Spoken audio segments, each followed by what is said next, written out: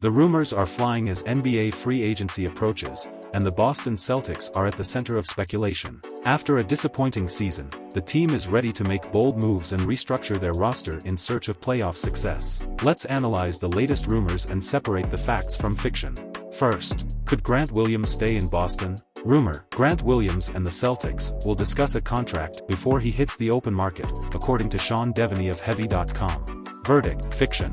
While restricted free agency can be a complicated process, things have been uncomfortable between Williams and Boston long before his rookie contract ended.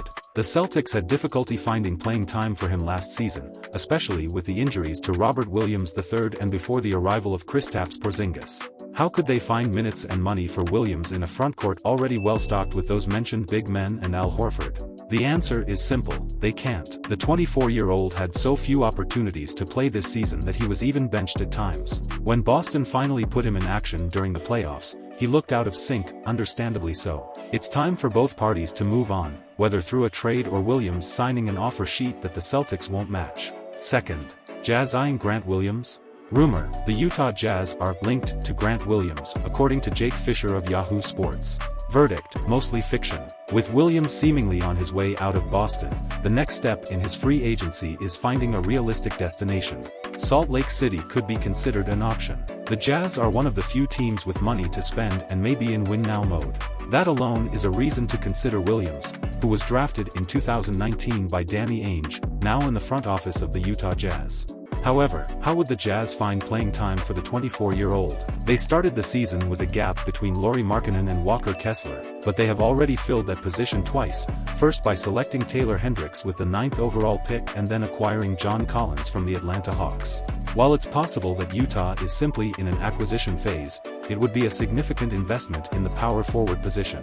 Calling it impossible would be an exaggeration, but the idea of Williams joining the Jazz seems only slightly more realistic than re-signing with the Celtics. Third, cheap wings on the radar. Rumor: Keita Bates-Diop and Javonte Green are targets for the Celtics, according to Sean Devaney of Heavy.com. Verdict: fact. In the modern NBA, it's almost certain that every team looking to win now needs more wing players.